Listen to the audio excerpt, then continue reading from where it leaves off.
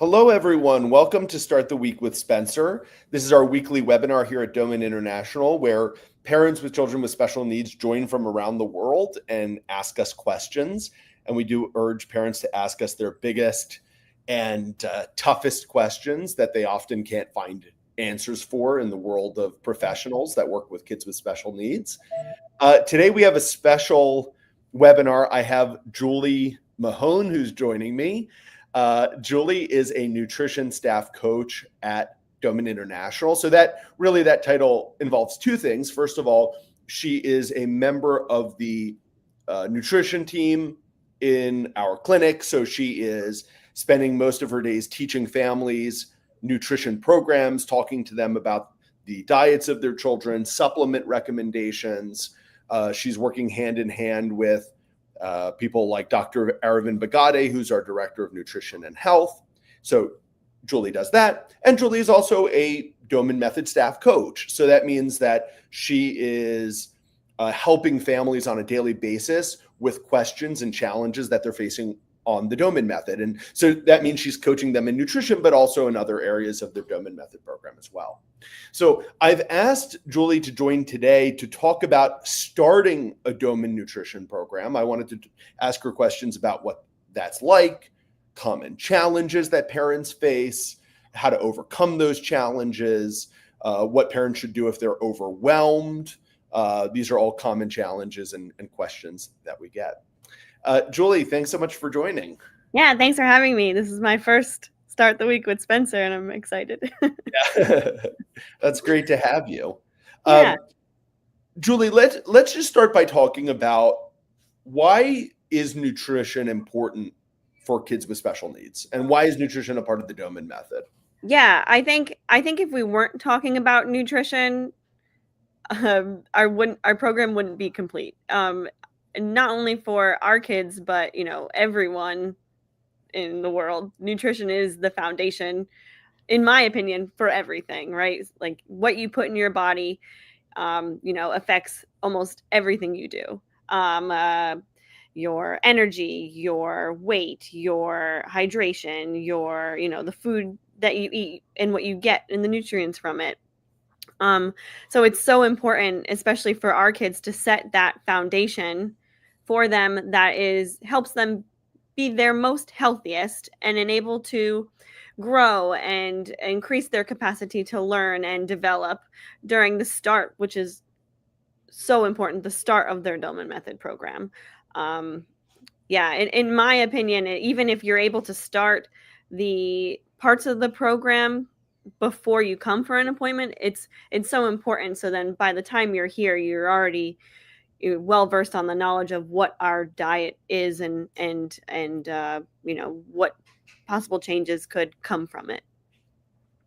And in working with coaching parents in nutrition, what are some of the benefits you've seen with kids when they make nutritional changes? Yeah, a lot of the times, the nutritional changes may be small, or for like some kids we see who are hyperactive that, maybe eliminate the sugar and the dairy and, they calm down a little bit, or kids with constipation who have to have, enemas or on senna supplements or whatnot, making slight diet changes, adding in some foods, eliminating other foods could help out, a great deal in making sure that they have their own regular bowel movements every single day.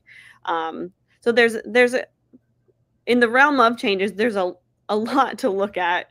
But constipation and hyperactivity I would say are our top two. Yeah. Yeah. And the other thing I'd throw in there is health, because we have so many kids who join our program that join the Doman Method, and they might have 12 illnesses a year. I think the average child is getting something like 8 to 12 illnesses a year. So almost once a month, they're sick. And we have some children with special needs who join our program chronically ill, and they'll go without illness for a year, 2 years. So it really bolsters the immune system. Yeah, 100%. Yeah, and that's for sure up there in the top as well. I just saw a family last week who in the past year she got hit with, yeah, I would say like 8 to 10 illnesses. And something like our immune system enhancement protocol, which is our set of supplements that help boost the immune system, taking them every month is something that could certainly help, change that kid's life, so she's not getting hit with all these different germs and bacteria each month, and being able to even faster recovery time, I would say, is a win for her right now with doing something like that. Not necessarily eliminating all the illnesses, but just recovering faster and shorter amount of time being sick to give her more opportunity to do the program while she's healthy. Because if you're continually getting sick, then you're not able to do a complete program, right? Exactly right. Yeah, So, you can't do a consistent yeah, program if you're ill constantly. Yeah. yeah. I mean, even with parents too, if you're consistently getting ill, you're not able to help your child do the program. So it's something that, in if a family were to come for a program, we talk about that as well. How can we support mom while doing the program as well? So it's super, the foundation of nutrition is not only for the kids that we see, it's also for the parents and family members, right? So if in terms of illness as well, if siblings go to school and they bring something back home, maybe they need to have some kind of support as well. So it is a program for the whole family. Yeah. Mhm. Yeah, and once it was explained to me, and this was very helpful just for my own understanding of why the immune system is so important. The human body will basically always prioritize the needs of the brain first, right? It will make sure oxygen and nutrients go to the brain first because it's the most important organ in our body, with one exception, and that is if the immune system is compromised, the body will prioritize the needs of the immune system over the brain, right? Because the immune system is there to save our life. And then sometimes we need that to happen. Mhm. But the problem is if you have a child who's chronically ill, their immune system is chronically weak, the body is constantly deviating resources to bolster the immune system and away from what the brain needs. Mhm. And so very often when children improve in their health, not only are they able to do the program more consistently, you just start to see them in general, whether it's their mood, their energy, their Mhm. behavior, right? All of these things can Mhm. start to progress. Yeah, 100%. If the body is in its like tip top shape, then the brain will get the most out of, the foundation. And then, if there's other parts like the gut too, we see a lot of that as well. If, maybe the child doesn't have any issues with getting sick, but the gut is so inflamed and there's so much bad bacteria there, then all that we're trying to do is support the gut with the nutrition program. So it when families come into the program, it's definitely our team's first look to see, okay, what part of the body other than the brain needs the most help, right? Mhm. Um, because if we're spending, I could teach anyone this nutrition program, but if there's another underlying issue that is stopping us moving forward with helping the brain, then we have to get there first. Mhm. Um, yeah. So let's talk a little bit about what kinds of changes we might make to a child's diet with the Doman method. So can you give us examples? Obviously, we can't. Um, for all the parents who are listening right now, we may never have even seen their children before, so we can't tell them you must do this. It wouldn't be right or safe for us, right? When a Mhm, child comes and joins our program, they're seen by a doctor first. So I say all of that in advance just to say to parents, we can't say give your child specific medical recommendations. But in general, what are some of the changes that we're making with children joining the Doman method to help their health, their nutrition, their gut function? Yeah. So, our initial Doman nutrition program is called an elimination diet. And we eliminate the foods that are high inflammatory, can cause issues with brain fog and issues with the brain and gut connection. So that's our first kind of point of, and we make sure every child that we see first is okay with those eliminations of foods. Um, and those foods are dairy, gluten, sugar, and that's any processed foods with high sugar, but it's also fruit. Even though fruit, it's definitely better to eat a piece of fruit than it is a candy bar. But there are some high sugar fruits that also cause some issues. So dairy, gluten, sugar, tomato for its high histamine levels, which causes inflammation in the body, corn, peanut, soy, and we reduce the amount of salt in the diet. It's not saying that we eliminate salt completely. We just use salt or we recommend using salt when cooking versus adding it afterwards to a meal. But those are the foods that we work towards eliminating. And we also give you the, in the program, we talk about substitutions for them. So again, making sure the child is okay to have the substitutions. We talk about introducing dairy-free items, and that's dairy-free milks, nut and seed milks, oat, hemp seed, almond, cashew, macadamia nut, ones that you can find in the grocery store that are unsweetened and original flavor, or you can make them at home. There's also dairy-free cheese, which is huge for a lot of our families in the US who hear we have to go dairy-free and my child can't have cheese on their pizza. What dairy-free cheese melts the best? I get that question a lot, which I could send to Spencer or post afterwards if anyone's interested. Same thing with gluten. What are the gluten-free grains? What grains have gluten? So you know what you're looking at for in the grocery store. Eliminating processed foods which have sugar, as well as the high sugar fruits and any sugar additives like honey, maple syrup, beet syrup for the families who live in the Netherlands who don't have maple syrup, and as well as peanuts. If your child's eating peanuts, we would substitute with another kind of nut or seed. So we go through the whole gamut of foods to look out for in the grocery store and foods to stay away from. Julie, let me ask you a question, because one of the things I've heard recommended sometimes is parents are told to spend most of their time in the grocery store on the outsides of the store and not so much on the inner aisles, because that's where you find a lot of the processed foods. On the outsides, you find a lot of the meats, the vegetables, the fresh foods, right? Yeah. Is that what you typically recommend to parents? I have recommended that a couple times. And myself, I just like to tell families, go to the grocery store, study your grocery store, be that person that walks around that's checking the back of things. Who cares if you look weird?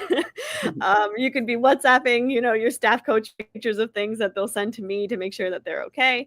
But yeah, I more often than not, the things that you need in your daily life are on the outside of the grocery store, that the outside. The periphery, Yeah. And then the inside are all of like the wants, right? You want the cookies, you want the chips and the crackers. But nowadays there are a lot of options too of crackers that have no sugar that are dairy free. So sometimes it's even worth, picking one thing to look for every time you go and seeing if you can find it. So now, usually when parents join the Doman Method, I tend to find that they kind of fall into one of two categories when it comes to nutrition. The first are parents who have done deep dives into nutrition in the past, and they might already be doing an elimination diet, right? Because they've heard about it. They might have cut gluten, sugar, and dairy out of the diet already. And very often these parents are more knowledgeable about nutrition than the doctors they bring their kids to. They tell the doctor what the child needs.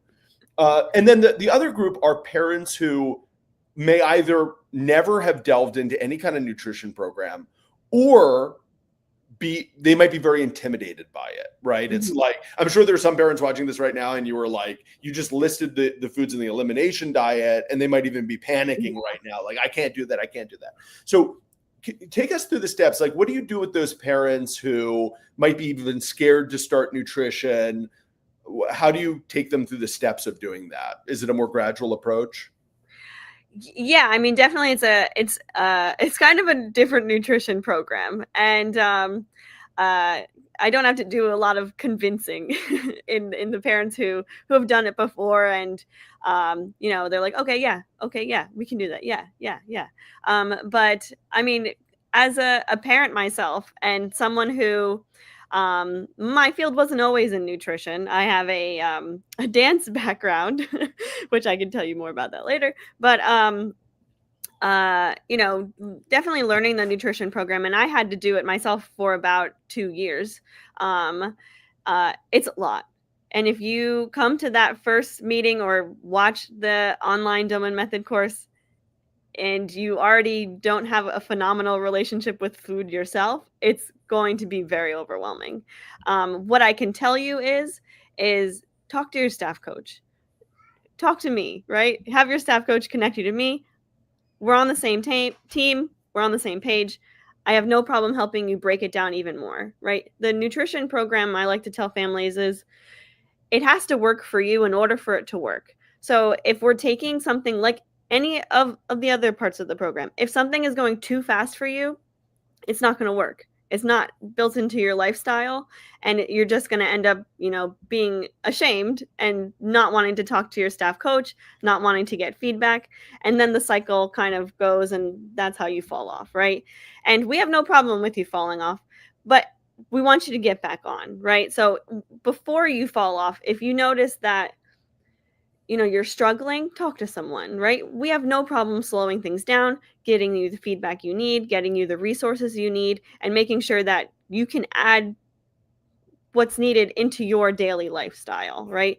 Because it's not only your life, it's the life of your child, it's the life of your entire family. Everyone has to be on the same page. Even if you have to sit down with, you know, your older kids and your husband and be like, we're doing this for now, but it's not forever, right? So if something ever feels overwhelming, which for most of the families I see it is, because you're not only making all these dietary changes and introductions, you're introducing all these other parts of the program as well.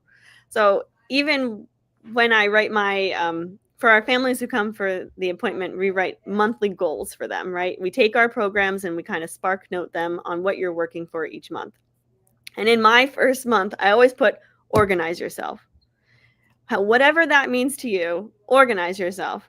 Go through your goals. Make sure you know what you're doing not only this month, but what you're working on this month to prepare for month 3, right? If you don't take that time for yourself, then you I'm not going to say you lost it, but you need to organize yourself. You can't just jump right into something.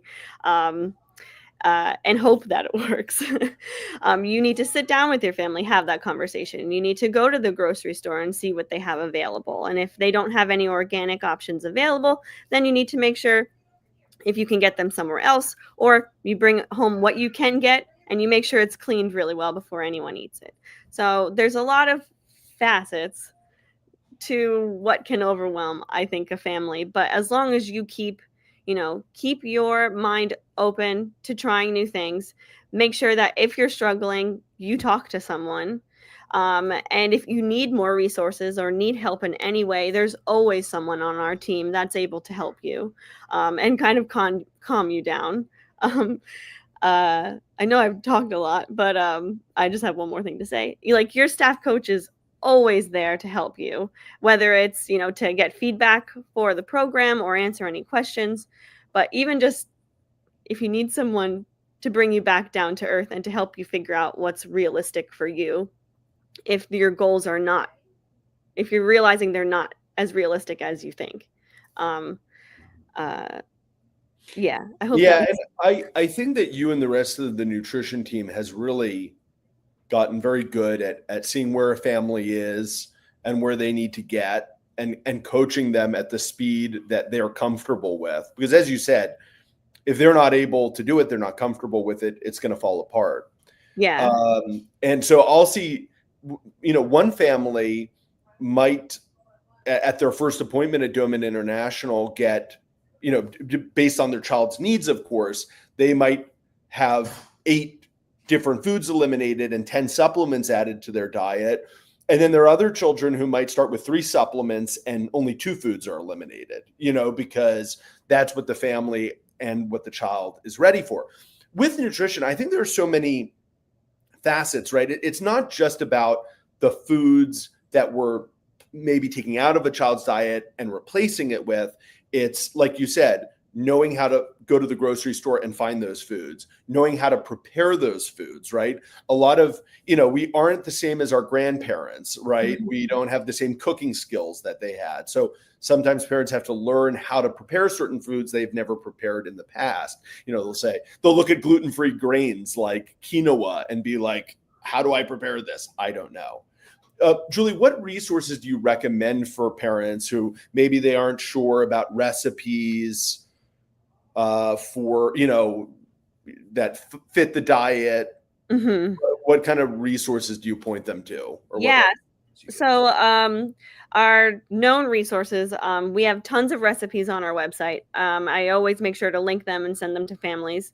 The Doman Cookbook, which is sold on Amazon, written by Dr. Aravind, Dr. Vinaya, and yeah, there it is, Alex on our team, has tons of recipes. I think over 150 recipes, and has tons of information about nutrition in general. If you're looking to, you don't know anything, you want to learn something that is basic for our kids, definitely a go-to read if you have the time.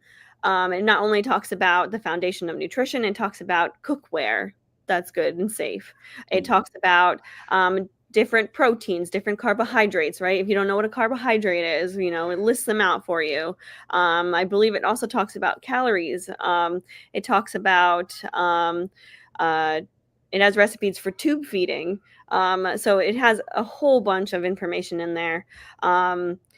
As well as what else? We have a Doman Healthy Shopping Cart, which is a resource we give to our families that literally lists out all the foods available in the grocery store, and you could go by section: leafy greens, fruits, proteins, whatnot. It has the whole list out.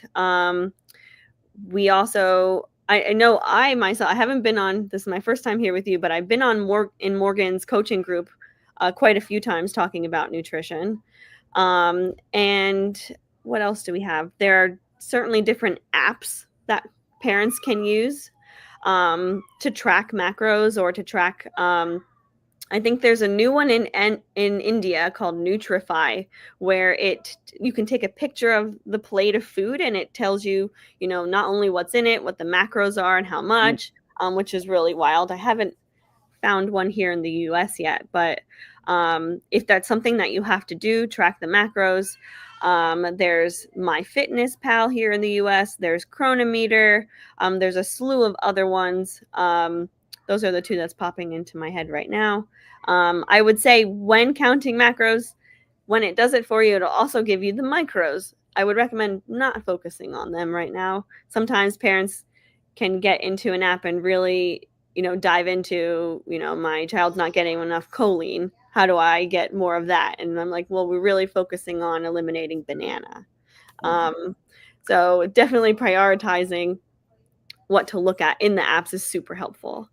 And I would even say, and I'm going to say it, I would say using Chat GPT or AI could be really helpful if you need to come up with, a not nutrition program, a meal plan or a recipe. A lot of the times I find for our program, parents see, well, I make a tacos every Tuesday. Can I still have tacos? Well, yeah, let's figure it out. Let's see how we can Doman method your recipes that you already use, right? So you don't have to completely, throw out the whole week's meal plan that you do weekly.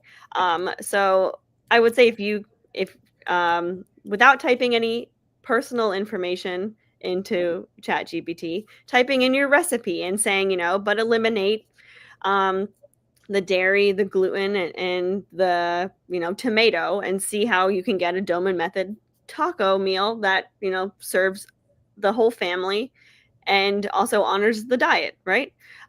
So I think using that to your advantage could be super helpful when, trying to figure out what you can put together of things that you already have in your house. Because just throwing everything away is not helpful either. So I think those resources could be really helpful when families are just jumping in and trying to see what life will look like, in 6 months, and finding what works for their routine. Well, Julie, in a second, we'll go to questions from the audience. So I want to urge, if you're watching us right now on Facebook, Instagram, YouTube, go ahead and start typing your questions into the comments box. We're happy to address any questions you have, but obviously we're focusing mostly on nutrition today. And I'm also going to ask Colleen to read out any questions we got in advance from parents. So I'll bring Colleen in a second. But Julie, one last question for me. Picky eaters, kids who are picky, what do you usually tell parents about getting them started on the program? Yeah, so what's funny to me is I feel like I would use the term that maybe other staff members would use, opportunity, right? So that's a huge part of the Doman Method program. And for picky eaters, I think giving them the most amount of opportunity to see a new food, to be around a new food, to have family members, eating something or trying something or doing it together as a family is huge. But I think making sure that that new food is, if they don't like it on the plate, that it's still offered during the meal, right? They're able to see it, they see other family members eat it, touch it, smell it, make it a part of your other Doman Method programs, like the cognitive program, where you're adding, your Doman cards about different foods that they don't like. So they see it, or maybe they don't like yet. See it. If you're doing the smell and taste program, you're adding those foods in there. We never want to make anything a traumatic experience. We want all of our kids to have a good relationship with food. So if that means, maybe it takes 2 weeks, a month to get them to try it, I think that's a huge win, right? And now what that timeline looks like when introducing something, and getting them to be more okay with having something that they find either icky or scary to them. We do have a whole recommendation document in our realm of resources here at Doman International. If anyone is interested in it, just let your staff coach know. But there is a picky eaters recommendation sheet that we can offer. Great. Thank you. Thank you so much. Yeah. All right. I'm going to bring in Colleen now. All right, Colleen. Hi. Hi, how you doing? Good. Good. So, Colleen, I think we got a couple of questions in advance. Do you have those? Yes, I have. The first one I have is from Elaine. She's asking, what are some good protein sources for vegetarians? Ooh, good question. I think I know Elaine. Some good protein sources for vegetarians, I would say, would be like lentils, chickpeas, any type of beans, black beans, kidney beans. Some grains might be quinoa, oats, brown rice, buckwheat, as well as nuts and seeds, almonds, sunflower seeds, pumpkin seeds, hemp seeds, chia seeds, flax seeds, the whole gamut of them. And do I know any more? Because we want to stay away from soy, which would be the tofu option for the plant-based protein. But I think that lists out quite a bit of options. If anyone has any still looking for more options, let me know. If someone's a vegetarian and not a vegan, would eggs be an okay option, or does it depend on the kid? Are there? Yes, yeah. I mean, eggs are always an option and part of the program in general. Any type of meat, poultry, fish, pork, beef. Wait, no, I guess vegetarians. Sorry, yeah. I know some lacto-ovo vegetarians, because they're like, well, the egg is not yet, but then others are like, no eggs. Yeah, I know many vegetarians who eat eggs. Yeah. We don't limit for non-veg people. We don't limit the protein intake. So as long as it's not like soy based, they can have it. Okay. All right, and then we also have a question from Gabriella. Could you talk about inflammation, neuroinflammation, Down syndrome, and autism? That's a big one. Yeah, it's Yeah, a general question. yeah. But what I would say is that, especially with kids diagnosed with autism, it's very common for them to be dealing with neuroinflammatory symptoms. There's a I would say a pretty significant group of people right now that are actually encouraging the world and medicine to look at autism more as an inflammatory issue. Although we know from experience it is a neurological condition. The problem is that inflammation is aggravating a lot of these children's issues, and especially in the gut.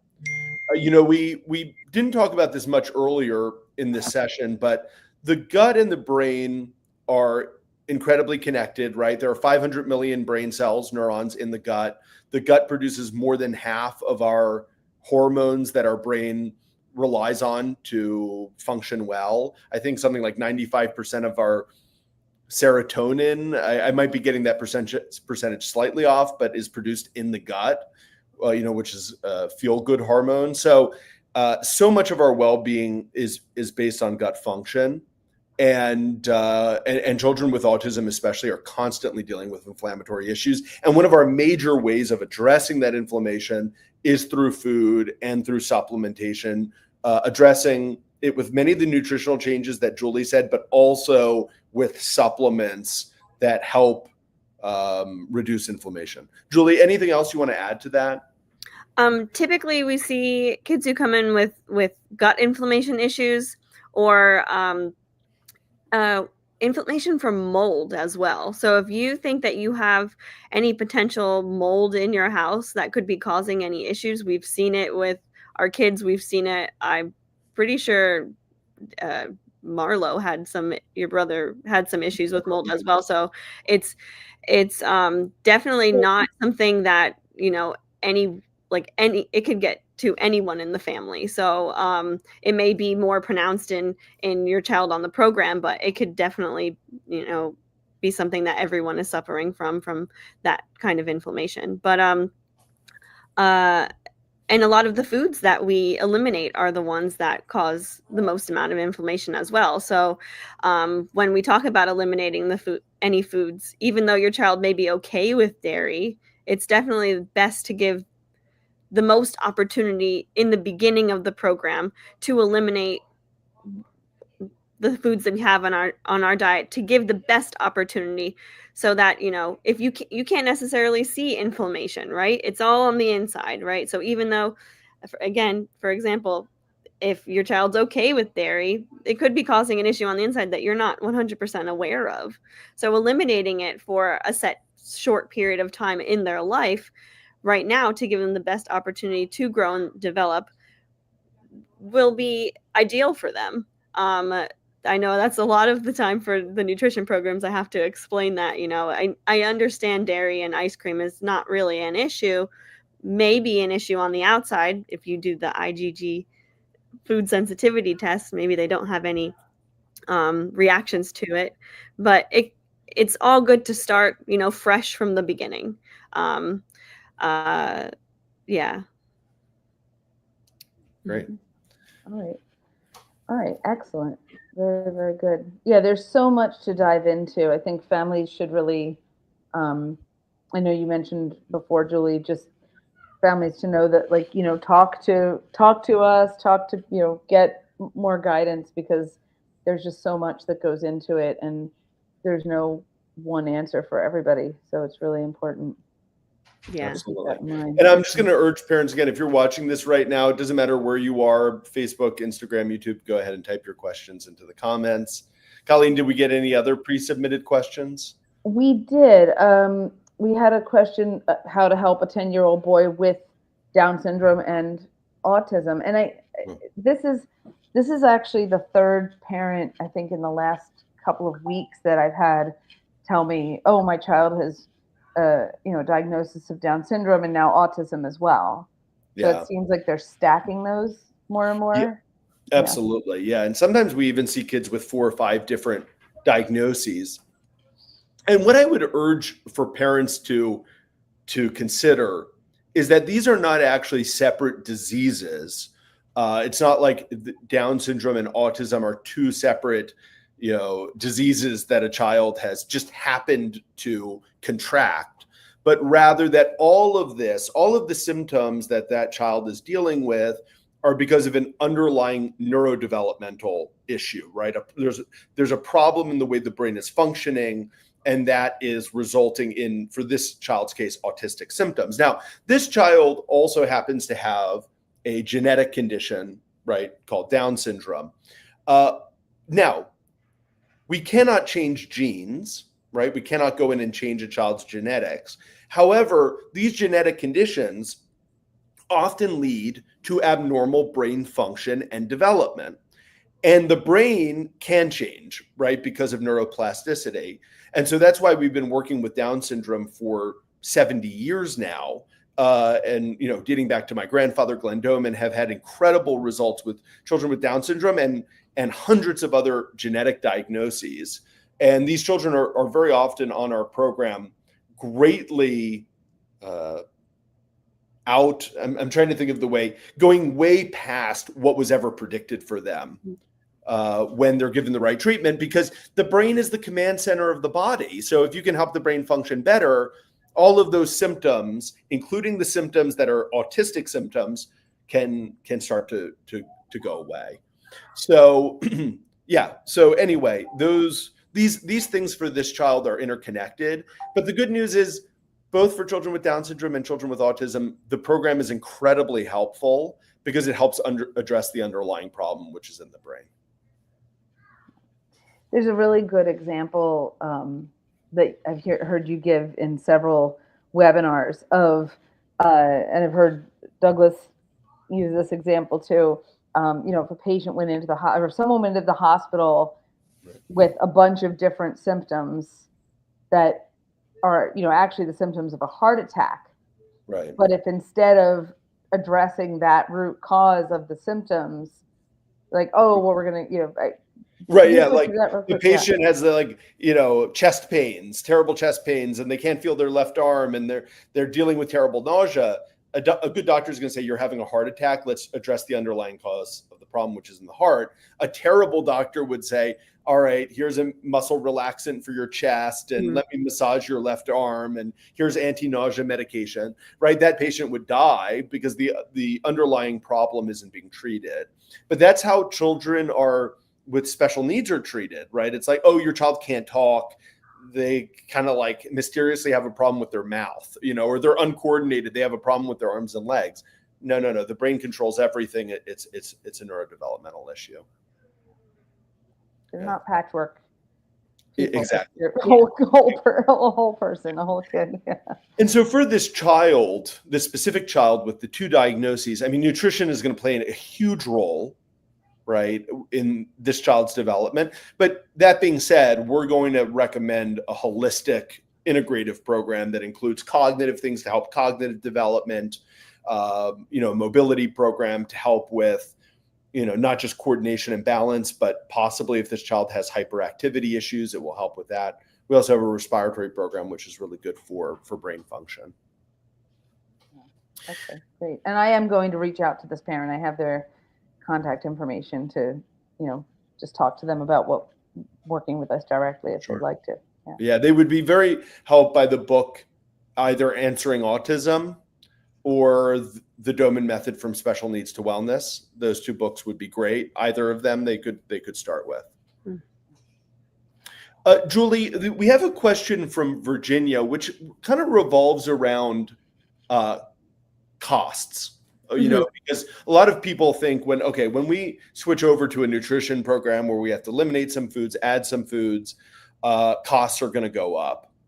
And now Virginia said that she had her child on a nutrition program for 3 years. The child had very good results. But because of increased costs, had to stop many of the things that she was doing.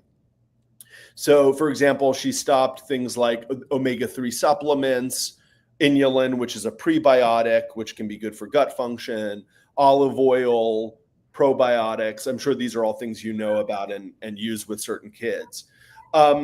My question for you is, let's just take a hypothetical situation where a family says to you, we do not have money for supplements. We do not have it.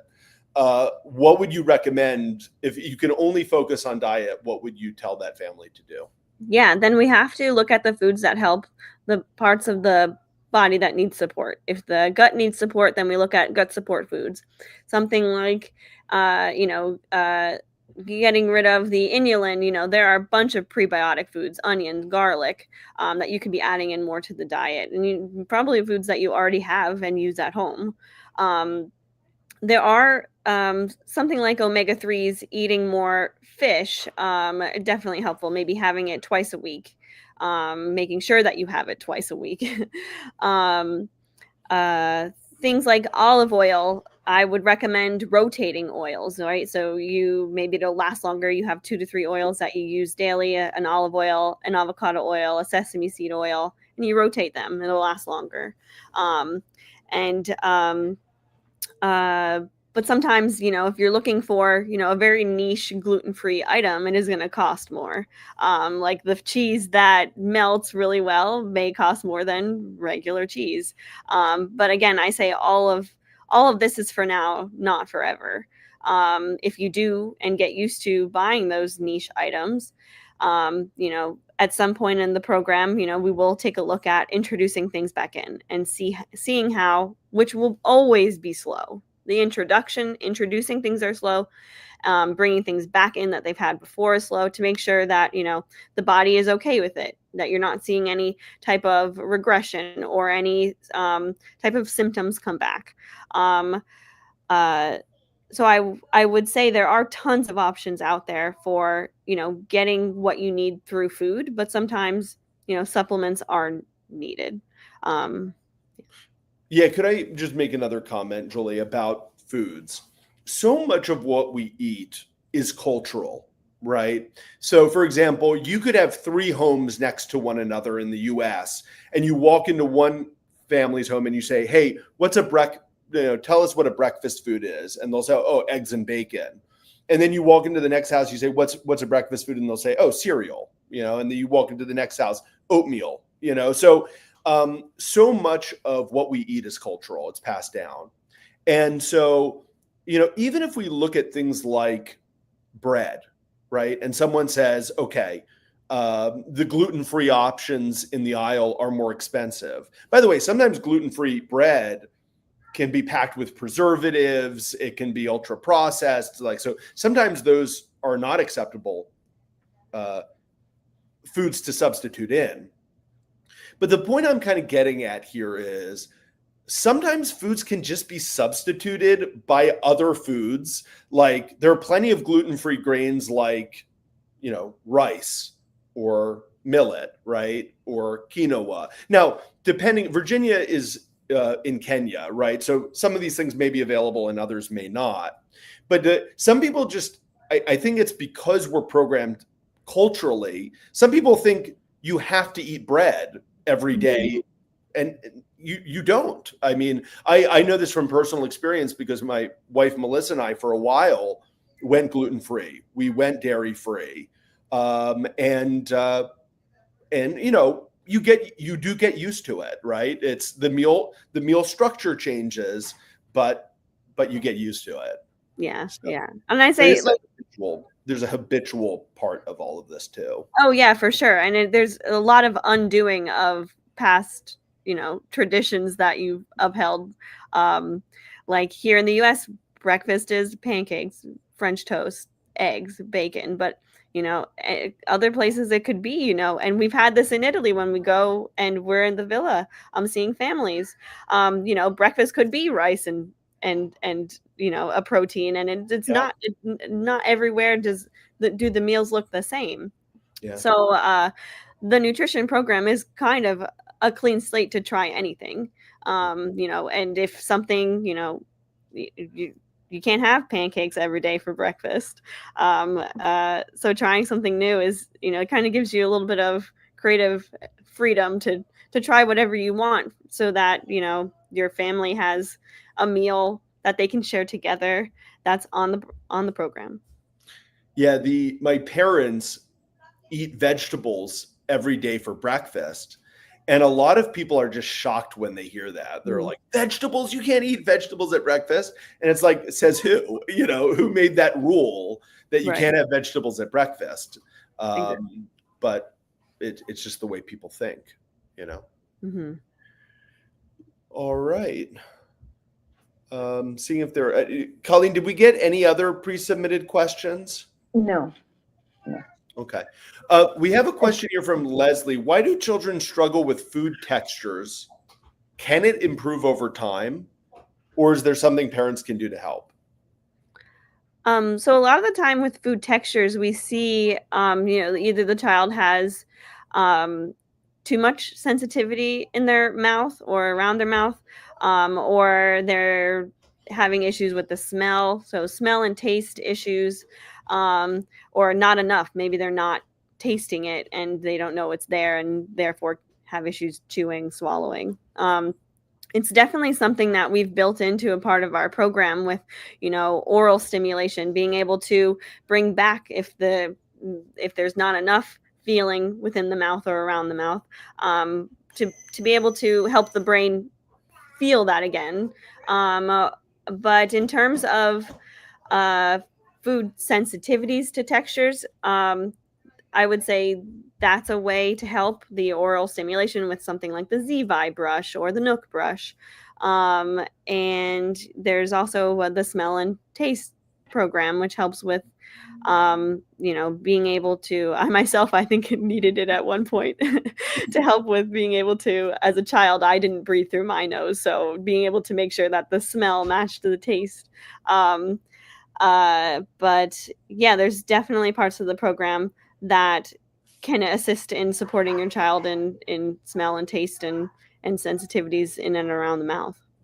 Yeah, whenever we look at hypersensitivity, which is almost always the cause of a child being picky. I mean, there is a side to pickiness which can just be habit, right? Where the child likes this over this and they showed their parent they want to eat this and the parent stopped giving this. And, there is a behavioral component and a parent and child dynamic there. Okay. And but that's one side of it. When we're talking about kids with special needs, very often they are hypersensitive inside of their mouths. So as Julie said, they're reluctant to try certain textures, or they're hypersensitive to smell. It's very common with our kids. And so as a thing that they're putting into their mouth that you and I might enjoy or not find objectionable, they have this like overwhelming smell that they're experiencing from it. So as Julie said, there are things like vibrating brushes, like the Z-Vibe, that we can use to stimulate inside of the child's mouth, and also doing smell stimulation by taking lots of different foods and allowing the child to smell them and then taste tiny little bits of those foods. Just when I say tiny bit, I mean like a tiny bit placed on the child's tongue can work wonders, because a lot of parents of picky eaters, they think that, okay, I'm offering my child the food. My child says no. So there's nothing I can do about it. But often if you take a very tiny little piece of that food, I mean, almost like microscopic, you let your child smell it and you place a little bit on their tongue, they can tolerate it. Once you find what your child can tolerate, it's just a matter of gradient to get your child eating that food on their own. You just have to take it step by step and get them more and more used to that smell and taste, right? So you can follow a process. It just takes some time and some patience. Mm-hmm. All right. I missed one. Go ahead. I missed one. Question about pregnancy. Is there a way to prepare for the Doman method while pregnant? It does not say whether this child potentially has special needs or not. Yeah. But Julie, by the way, I love this question. Let's address this question first as if, let's say it's a parent who has found out while they're pregnant that their child is going to have special needs. Maybe they did a ultrasound or amniocentesis, and then we'll talk about maybe it's a parent who has a child on the program and they just mom happens to be pregnant. So if we're looking at a pregnant mother who knows that their child is going to have some kind of special needs, before we get into nutrition, just from a general standpoint, we've had many moms join our program even while they're still pregnant, right? And usually what I would recommend is, first of all, getting our books. I'd start with the Doman Method from Special Needs to Wellness. I would definitely recommend the Doman Cookbook. It's great for you to start preparing these things in advance. Those two books are an amazing place to start. I'd recommend reaching out to Colleen so that you can, kind of start planning ahead for when the baby arrives. We recently, I think last year, graduated a child named Vera, and her parents contacted us for the first time when mom was pregnant because they knew she was going to have a condition from some prenatal testing. So I do recommend just start planning, learning about the program and planning in advance. Julie, what about from a nutritional standpoint? I mean, I do know that we give guidance to moms when they are breastfeeding kids on their nutrition. Any thoughts about nutrition during pregnancy and or breastfeeding? I mean, I think making sure that you're healthy, you're calm, you're doing what you need to do to relax, to move your body, to get a good amount of hydration in, even though you're going to have to go to the bathroom all of the time. But making sure that you're taking care of yourself, I think, is number one. Number two, again, if you want to get that cookbook and just try out some of the recipes, so you're making sure that what you're putting in your body will definitely support your child inside and outside of the womb, right? If you plan to breastfeed or pump, we want to make sure that you're getting the nutrients you need in order to sustain your own life and take care of your child. What else? And in terms of supplements wise, if you want to make sure you get a good clean prenatal vitamin,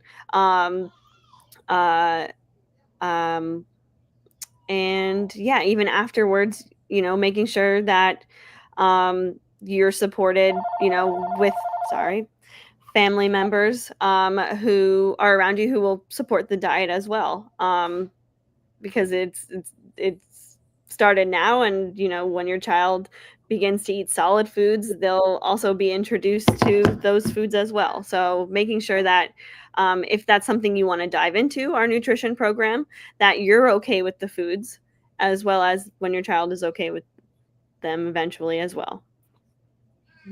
Got it. All right, now let's address this question as if the mom is saying that she already has a child on the Doman Method and she's pregnant. Again, what I would propose for that mom, I mean, assuming that pregnancy is going well, I mean, you could definitely read some of the Doman books for neurotypical kids, like books like How to Teach Your Baby to Read or How Smart Is Your Baby. Those are good places to start. And I would also just say you might have to reduce the program you're doing with your child just to make sure you're not, putting unnecessary stress on yourself. So you might need to, reduce the amount of program you're doing by half or a third, depending on where you are in the pregnancy. I was just this morning speaking to a mom who's, I think in her 5th month of pregnancy, and she's doing well and continuing the program, but she told me she's had to reduce from doing the program 3 sequences a day to 2, just because she's a little slower getting around the house and is winded every time she goes up the stairs and so on.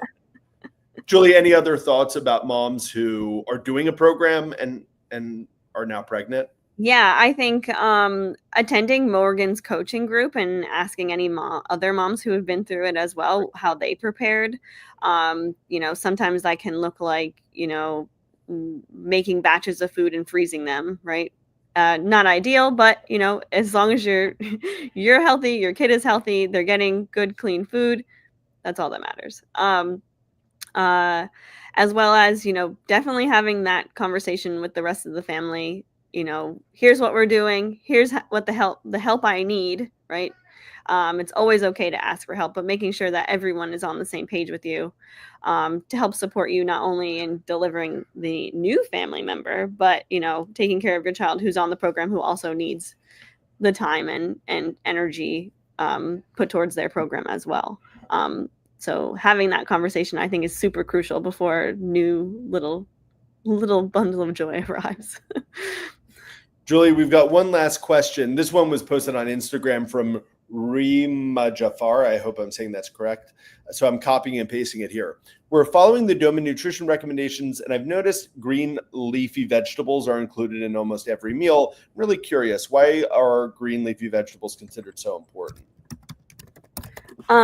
Yeah, so in our nutrition program, we go over what's called the ideal plate. And if you take a very basic description of what that looks like, is in your whole plate, you have a quarter of the plate is protein, whether it's animal-based or plant-based. Another quarter of the plate are those gluten-free grains like brown rice, arrowroot, quinoa. And then half of the plate is vegetables, and it's a leafy green, a green, and a color, in whatever combination your child likes. It can all be separated out, it can all be mixed together, but that's our ideal plate. We do always offer a leafy green, a green, and a color. The leafy greens are so helpful for our bodies and support with different vitamins and minerals. There's vitamin K, folate, vitamin A, supports immune function, iron, especially in spinach and kale, calcium found in bok choy and collard greens, as well as magnesium. So there's so much packed nutrients in those leafy greens. But there are, on the other side of things, some things to be aware of. Leafy greens like spinach are high in oxalates. So it's definitely helpful to blanch the leafy greens before cooking them in whatever meal you're cooking them in. And blanching takes only a few minutes. What you would do is you would bring a pot to a boil. Once it's boiling, you'd throw in your leafy greens to kind of cut the oxalic load. And then from there, you would, for 2 to 3 minutes, they would sit in the boiling water. Then you'd put them in freezing cold water to cut that load. And then you would add them into any meal that you would add them into. But that would be the best way to at least cook the leafy greens, to make sure that they're okay for the body to come in. But they are so jam-packed with nutrients that it's so helpful to have them in as many meals you can get them in a day. Great. Well, Julie, we are all out of time. Thank you so much for joining us. I realize we didn't even really get to supplementation today, so maybe I'll have you come on another day and we can talk about supplements. Cool. Because we focus on diet today.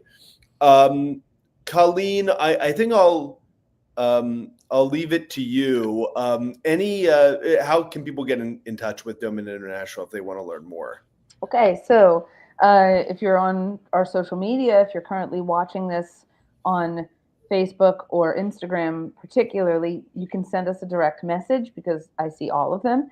You can email me at info@domaninternational.org. If you've got questions about our appointments or our program, anything like that, I can send you all the information we talked about today. Or you can always call or message me. It's country code 1-814-232-8668. All right. Thank you so much, Colleen. Julie, thanks so much for joining us today. Yeah, thanks for having me. All right. Bye-bye, everyone. Bye.